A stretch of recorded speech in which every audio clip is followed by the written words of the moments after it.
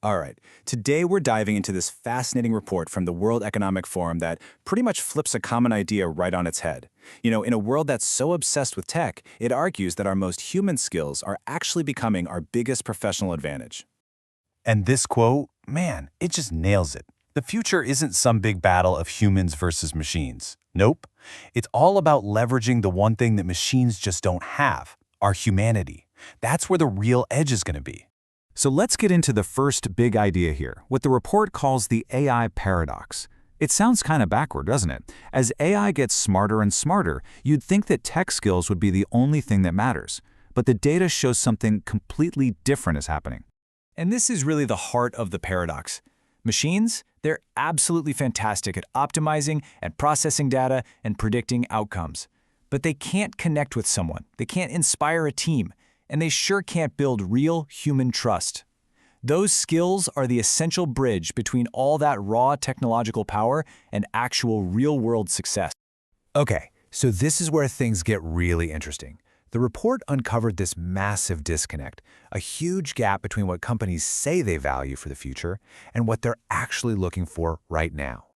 To really get a handle on this gap between what they say and what they do, let's first look at what employers claim is critical. When you ask them what they're betting on for this new economy, what skills do they point to? Well, the answers are super clear. A massive 85% of employers point to analytical thinking. And right behind that, you've got resilience and creative thinking. They see these not as just, nice to haves, but as absolutely fundamental for navigating what's coming next. But hold on, because here's the twist. This is where that gap just smacks you in the face. Even though almost 3/4 of employers call creative thinking a core skill, it shows up in only 2% of U.S. job postings. 2%. It's obviously valued in the boardroom, but it's totally invisible when it's actually time to hire someone. And hey, it's not just about creativity. This number, 72%, that means that nearly a third, almost 1 out of every 3 U.S. job postings, doesn't bother to explicitly mention any of these critical human skills. It's like companies are just crossing their fingers and hoping the right people walk through the door, without ever asking for the very skills they claim they need most. So you got to ask, right? Where does this whole invisibility problem even start? Well, the report suggests it's a problem that's deeply rooted, starting way before we ever enter the workforce, all the way back in our education systems. And you can see that gap playing out right here. Fewer than half of global execs think schools are doing a good job developing creativity, curiosity, or resilience. So there's this fundamental mismatch between what the working world needs and what the education system is actually delivering. All right, let's get to what I think is one of the most surprising parts of this whole report. We tend to call these durable skills, right? As if once you have them, they're yours for life. Well, the reality is a lot different. See, human skills aren't permanent traits. They're practices. It's so much better to think of them like a muscle. They are surprisingly fragile, and they will absolutely weaken if you don't use them consistently. They need to be exercised. And the pandemic, sadly, gave us a perfect real-world experiment for this. When all those opportunities for real-world interaction just vanished, skills like resilience and teaching dropped by over 5%.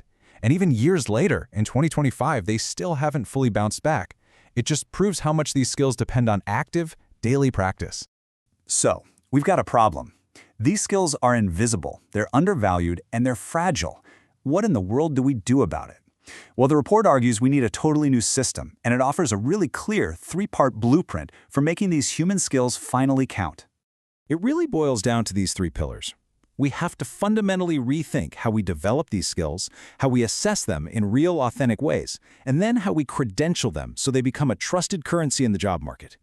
First up, develop. And look, we're not talking about just watching a video or sitting through a boring lecture. This is about creating environments where people feel safe enough to practice, to fail, and to get real feedback without being afraid.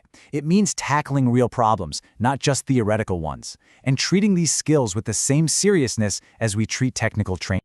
Second, you've got to assess. Seriously, how are you going to measure creativity with a multiple-choice test? You can't. So we need to move way beyond that. The focus has to be on performance, on actually evaluating how people collaborate, solve problems, and adapt when they're working on real projects. And third, credentialed.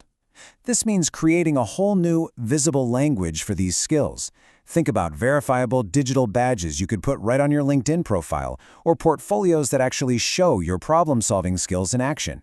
It's all about making our human abilities tangible, visible, and valuable to any employer out there. So, let's bring this all home. What does this all mean for you and for unlocking your personal advantage in your career?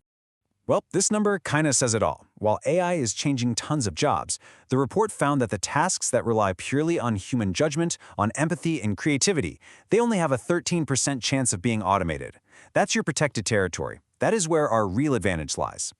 At the end of the day, the goal isn't to try to outcompute the machines. It's to do what they can't. Lead with empathy, solve problems with creativity, and build real connections with trust.